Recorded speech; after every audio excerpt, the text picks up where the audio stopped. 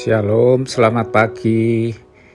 Bacaan kita hari ini ada di Amsal pasal 11 ayat 3 yang berkata demikian. Orang yang jujur dipimpin oleh ketulusannya, tetapi pengkhianat dirusak oleh kecurangannya. Integritas adalah suatu kualitas yang paling berharga yang semestinya kita miliki sebagai murid Kristus.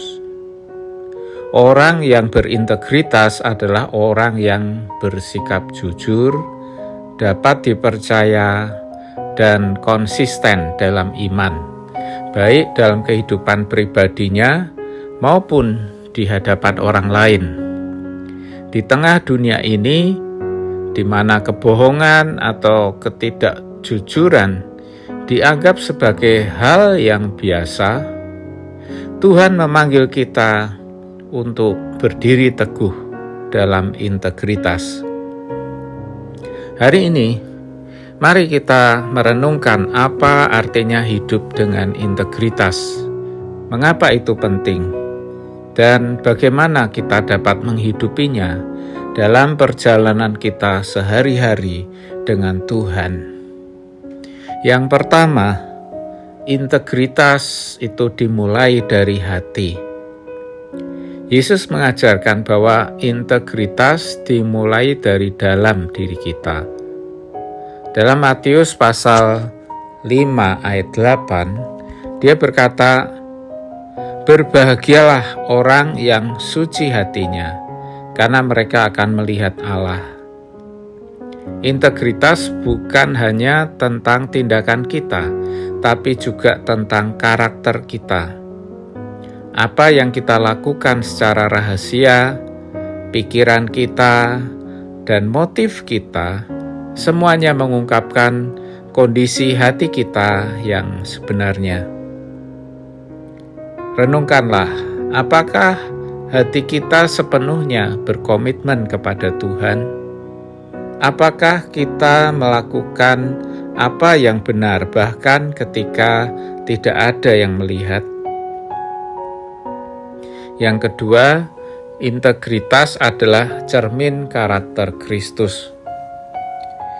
Ketika kita hidup dalam integritas, kita mencerminkan karakter Kristus. Dalam Mazmur pasal 15 ayat 1-2, Daud bertanya, "Tuhan, siapa yang boleh menumpang dalam kemah-Mu? Siapa yang boleh diam di gunung-Mu yang kudus?" Lalu dia mendapat jawabnya seperti ini, yaitu Dia yang berlaku tidak bercela, yang melakukan apa yang adil, dan yang mengatakan kebenaran dengan segenap hatinya. Orang-orang di sekitar kita, entah keluarga, teman, atau rekan kita, harus melihat kejujuran, kesetiaan, dan kebenaran di dalam diri kita. Integritas adalah kesaksian kepada dunia bahwa kita benar-benar milik Kristus. Renungkanlah, apakah perkataan dan tindakan kita selaras? Dapatkah orang lain mempercaya kita untuk jujur dan setia dalam hal kecil maupun besar? Yang ketiga, integritas akan selalu diuji. Integritas tidak hanya ditunjukkan pada saat-saat yang mudah, tetapi terbukti dalam situasi sulit. Ayub, seorang yang saleh, kehilangan segalanya, tetapi menolak untuk mengutuki Tuhan. Ia berkata dalam Ayub 27 ayat 6, "Kebenaranku kupegang teguh dan tidak kulepaskan." Godaan, tekanan, dan kesulitan akan datang, tetapi akankah kita memilih untuk tetap setia kepada Tuhan? Akankah kita berdiri teguh, bahkan ketika itu mengorbankan sesuatu? Renungkanlah, bagaimana kita menanggapi ketika dihadapkan pada pilihan yang menguji integritas kita. Yang keempat, Tuhan memberi upah bagi orang yang berintegritas. Tuhan memuliakan mereka yang hidup dengan integritas. Dalam Amsal 20 ayat 7 dikatakan, orang benar yang bersih kelakuannya, berbahagialah keturunannya. Integritas meninggalkan warisan yang kekal. Integritas mendatangkan kedamaian, kebaikan, dan berkat bagi kehidupan kita dan generasi mendatang. Bahkan ketika dunia tidak mengakui kejujuran kita, Tuhan melihatnya.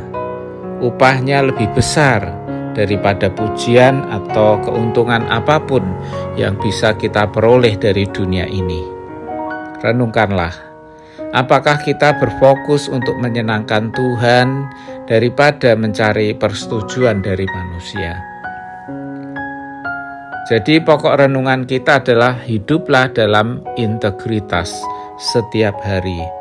Integritas bukanlah keputusan satu kali, tetapi komitmen setiap hari.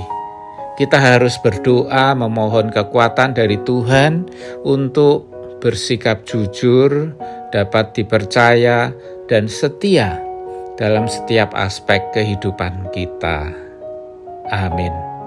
Mari kita berdoa.